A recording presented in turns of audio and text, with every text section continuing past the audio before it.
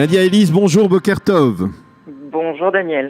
Je rappelle à nos auditeurs que vous êtes docteur, experte en discours, on va dire dans l'étude des discours politiques, et bien entendu nous vous avons sollicité ce matin, après ce fameux discours de Benny Gantz, pour essayer de décrypter un peu ce discours et ce que vous en avez pensé. Alors tout d'abord, premièrement, qu'est-ce qui vous a impressionné dans le discours de Benny Gantz? Qu'est-ce qui vous a déçu?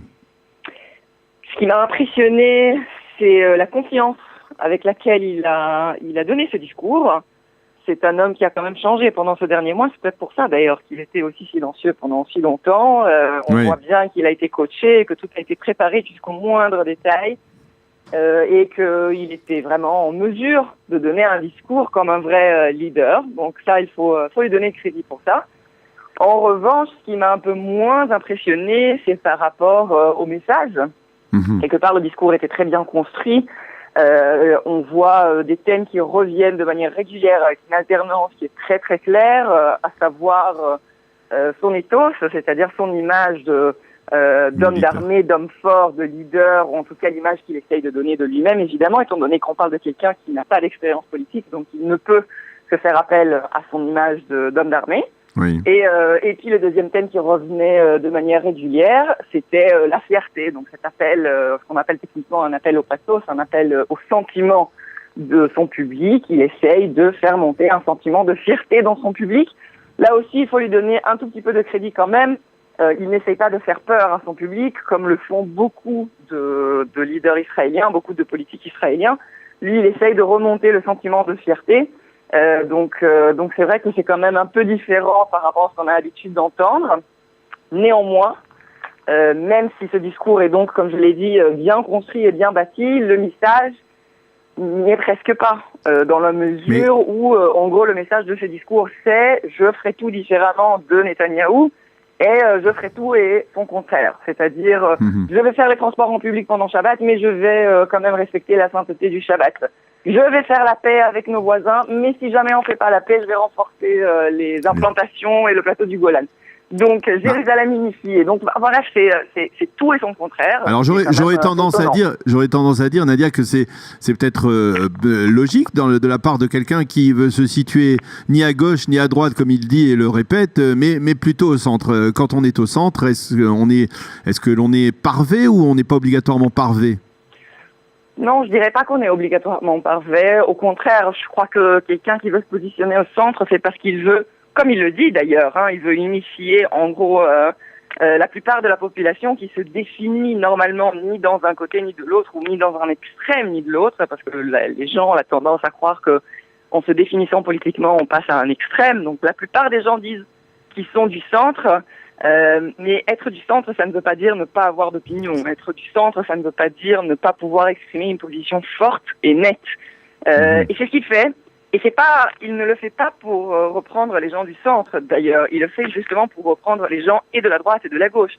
Quand quelqu'un qui se présente au centre dit « je vais faire la paix, mais si jamais ça marche pas, je vais renforcer les implantations », c'est qu'il essaye de ramasser les votes de ceux qui croient à la paix, tout en ramassant les votes de ceux qui se disent « bon, de toute façon, la paix, ça va pas marcher, donc il va renforcer notre côté ». Donc, ce n'est pas les votes des électeurs de Lapid, par exemple, qu'il essaye de récupérer. Oui. C'est justement les votes des deux côtés. C'est ça. Alors, y a quelque chose qui, moi, personnellement, je vous donne mon avis, vous me dites ce que vous en pensez, c'est-à-dire m'a un peu étonné. Benny Gantz s'est exprimé. C'était peut-être pas, on va dire, un discours d'un homme d'un charisme, on va dire, particulièrement impressionnant, mais ce qui me manquait, c'est ce qu'on appelle l'instinct killer, c'est-à-dire la rage au cœur, la rage au ventre, c'est-à-dire cette volonté de dire par tous les moyens, je veux arriver au sommet de la hiérarchie politique, je veux être Premier ministre. Il l'a dit qu'il voulait être Premier ministre, mais on n'a pas eu le sentiment qu'il le disait avec, on va dire, l'enthousiasme nécessaire pour véritablement parvenir à conquérir ce sommet. Vous avez aussi ressenti cela ou pas? Il faut différencier entre la manière dont on parle et ce qu'on dit. Donc vous êtes en train de vous concentrer sur effectivement le charisme, la manière dont il a parlé. C'est ça, c'est la manière dont il parle. Il y a même aussi une sorte de gestuelle qui était un petit peu, peut-être pas un peu maladroite, peut-être pas encore suffisamment affûtée, on va dire. Je trouve que c'est bien plus affûté que ce ne l'était il y a un mois, comme je l'ai dit au tout début. C'est vrai qu'il n'a pas encore... je vais faire une comparaison peut-être un peu absurde, mais la classe et tout ce qui va avec qu'un Obama avait, par exemple, quand il donnait ses discours. Mais il faut dire... Parce que la presse israélienne le compare, là. Il y a des comparaisons avec Obama et ça, en fait, son style, cette manière de se présenter autour. Ils sont beaux, ils sont élégants, voilà, on essaye de comparer, mais en même temps, il faut dire aussi, c'est quelqu'un qui n'a pas, comme on l'a dit déjà, d'expérience dans la politique. Il n'a pas fait ça toute sa vie. Ce n'est qu'un début. La rage, c'est ce couteau entre les dents, entre guillemets, dont vous parlez.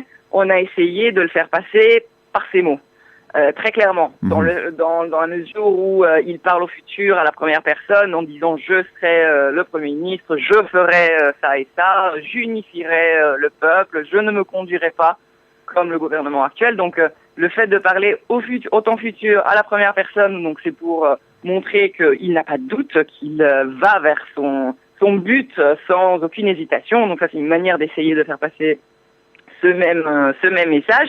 Et puis, évidemment, le fait de revenir constamment sur sa carrière politique et même de se reprendre quelque part les mérites qui ont toujours été donnés à Netanyahou. En tout cas, Netanyahou a toujours pris pour lui-même par rapport aux guerres contre le Hamas, par rapport même aux autres pays voisins. Il y a toute une partie de ce discours où Benny Gantz adresse directement les leaders des pays voisins, ce qui est une forme de rhétorique classique de Netanyahou, cette menace à l'impératif. Je vous conseille de ne nous testez pas, n'essayez pas de nous attaquer, etc. C'est comme s'il donnait des ordres à ses ennemis, à nos ennemis. Et c'est une manière rhétorique de montrer ce couteau entre les dents. Alors une dernière question, Nadia, est-ce que au lendemain de ce discours, quelle stratégie vous lui proposeriez vous à Benny Gantz? Continuer à se taire et à apparaître dans de grandes occasions, ou alors à descendre véritablement dans l'arène, à s'exprimer régulièrement, à se faire interroger? Ouais, là, il faut qu'il s'exprime. Là, il faut qu'il s'exprime vraiment parce que je crois que ce n'est pas passé inaperçu le fait qu'il n'a rien proposé de véritablement pragmatique. Et il va falloir qu'il le fasse assez rapidement. Il a commencé tard. C'est pas grave, en fin de compte, parce qu'il n'y a pas d'élection interne au parti chez lui, donc c'est pas non plus la fin du monde qu'il ait commencé plus tard. On a encore 2 mois, donc c'est très bien. Mais je crois que le peuple va quand même s'apercevoir du fait qu'il n'a pas proposé un vrai programme, d'autant plus que si sa stratégie rhétorique et électorale, c'est de se positionner contre Netanyahou et contre le Likoud, eh bien, il faut savoir que le grand défaut du Likoud, c'est qu'il n'a jamais eu de programme. En tout cas, il n'a pas de programme encore aujourd'hui. Vous allez dans le site du Likoud, vous ne pouvez pas trouver de programme, ce qui est assez exceptionnel. Netanyahou... c'est Netanyahou le programme.